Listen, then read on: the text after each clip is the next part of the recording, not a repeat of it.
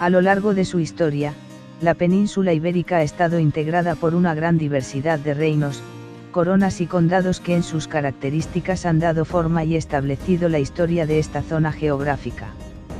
En el caso de la actual España, los distintos reinos han jugado un papel importante en su historia y su evolución. Uno de ellos es el Reino de Castilla, cuyo origen y posterior evolución abordaremos en los siguientes capítulos. Ubicación y extensión del Reino de Castilla. El Reino de Castilla se encontraba ubicado en todo el centro de la actual España. Hablamos de zonas que hoy forman parte de las comunidades autónomas de Castilla y León, Madrid y Castilla-La Mancha. Estaba integrado por importantes ciudades como Madrid, Guadalajara, Segovia, Toledo y Burgos.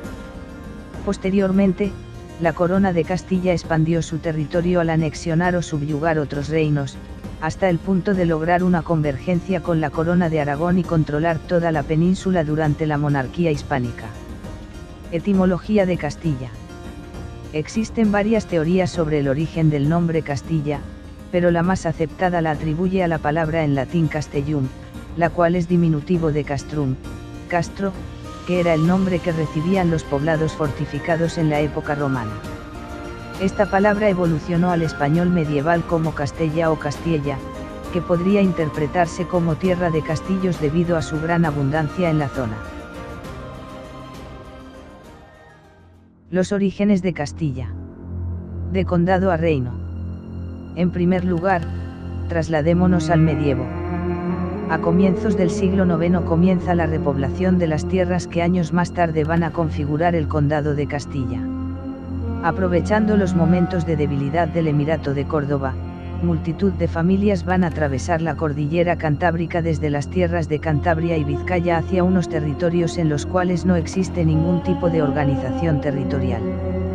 Van a realizar presuras de terrenos, a restaurar iglesias y recuperar molinos con el fin de labrarse una nueva tierra donde vivir.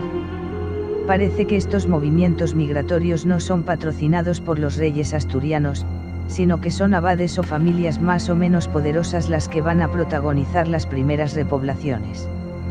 La situación del territorio no es ni mucho menos tranquila. Son varias las aceifas musulmanas que van a tener que soportar y poca la ayuda que pueden recibir desde la lejana capital asturiana. Aún así se supone que debieron de existir varias fortificaciones desde las que avistar los movimientos musulmanes y tratar de detenerlos, aunque aún persiste la inferioridad de las tropas asturianas frente a la poderosa caballería cordobesa. No solo van a ser clérigos los repobladores en estos momentos iniciales.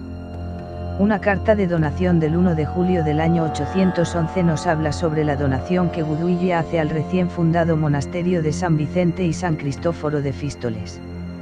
Incluye en su donación el propio monasterio así como territorios en Cabarceno, Festoles, Esles, y Paniacos, Penagos. Firma el documento, entre otros, el abad del monasterio Sesinando, siendo obispo Quintila. Los orígenes de Castilla, como vemos, son godos, donde el componente cultural germánico tiene una importancia capital.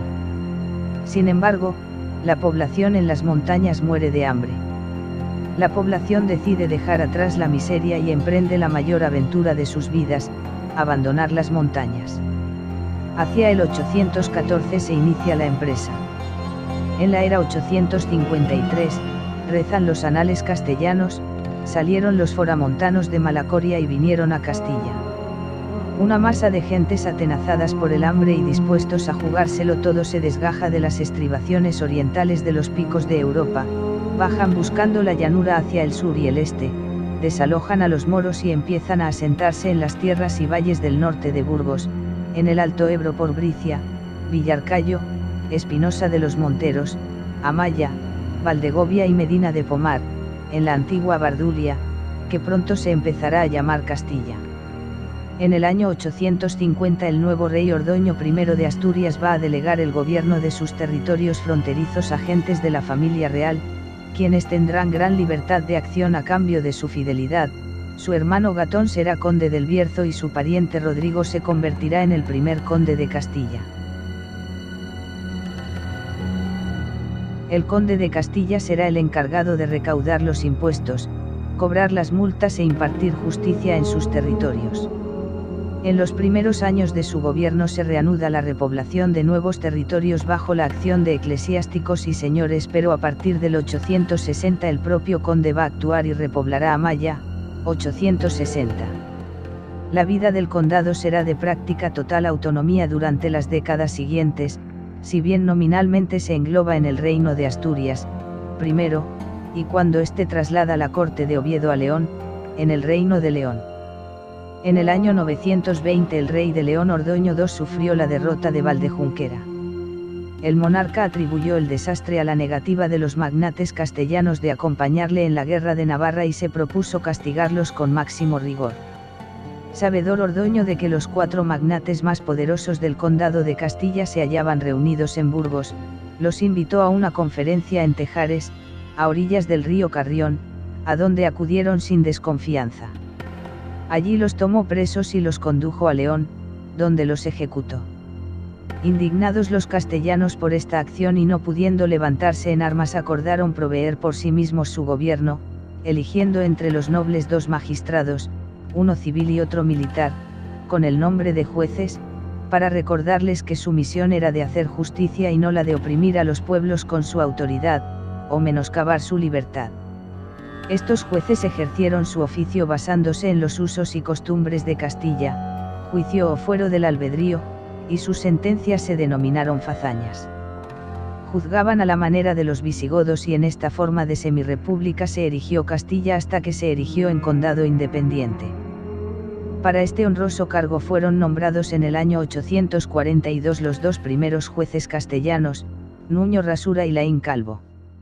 En el año 932 Fernán González es mencionado como conde de Castilla por primera vez. Personaje teñido de tintes legendarios, la base patrimonial de su familia era el castillo de Lara, Lara de los Infantes, estableciendo un poderoso linaje que alcanzará gran influencia. Crece en el castillo de Lara y hereda el título de su padre tras el apresamiento y muerte de su tío Nuño Fernández. Fernán González tuvo un papel destacado en la batalla de Simancas, 939, en la que fueron derrotadas las tropas del califa Abderramán III. A continuación conquistó Sepúlveda y la repobló, 940, así como Riaza y Fresno. Ese mismo año concedió un fuero a Sepúlveda. Dicho fuero estaba concebido para atraer repobladores a esa zona extremadamente peligrosa por su situación fronteriza con las tierras musulmanas. Tras varios avatares históricos donde el condado de Castilla pasa a manos navarras, recae finalmente en la persona de Fernando I, hijo del navarro Sancho Garcés III. Fernando es proclamado conde de Castilla en 1028. Gracias a la política matrimonial, Fernando logra concentrar en su cetro los reinos de León y Galicia, además del condado de Castilla. A su muerte repartió sus territorios entre sus hijos, y para evitar agravios, elevó el condado a la categoría de reino, igualando así la herencia de sus herederos. A Alfonso le dejó el reino de León, a García el reino de Galicia, y a Sancho, en el año de 1065, el ya reino de Castilla. Es frecuente leer, incluso en obras históricas actuales, que el conde Fernán González es el responsable de la independencia de Castilla frente al reino leonés, el primer conde independiente de Castilla.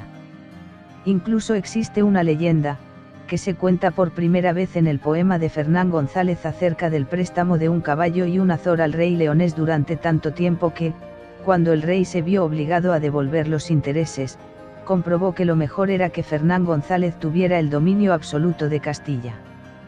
La realidad es que el condado de Castilla nunca fue independiente y siempre perteneció al Reino de León. Lo que sí es cierto es que Fernán González logró unificar en una única demarcación y bajo un único poder un conjunto de territorios que hasta el 931 estaban fragmentados y que, desde ese momento, conformarán siempre Castilla. Además, al participar en los distintos conflictos en torno a los reyes leoneses, adquirió un gran poder y se convirtió en el árbitro de la política leonesa y en su hombre fuerte. Así es como logró coronar a su yerno Ordoño IV frente a Ordoño III. Y, por último, estableció una línea hereditaria en el condado de Castilla que perduró hasta el conde García Sánchez. En conclusión, con Fernán González aparece Castilla como una entidad política bien definida, en expansión y con capacidad para influir de forma decisiva en las luchas de poder que acaecen en León y para oponerse en la frontera, con éxito, a las incursiones cordobesas. Pero de ningún modo fue independiente del Reino de León. Castilla se independizará del Reino de León en el año 1065 cuando tras la muerte del rey Fernando I sus hijos se repartan el reino y Sancho II se convierta en el primer rey de Castilla. Torreón de Fernán González o de Doña Urraca. El Torreón de Fernán González o de Doña Urraca es el único edificio militar que nos ha llegado en buen estado de conservación de todo el periodo prerrománico español. De origen romano, fue construido por el conde Fernán González en el año 942, el mismo en el que se funda Castilla, por lo que está considerado como el primer edificio defensivo castellano.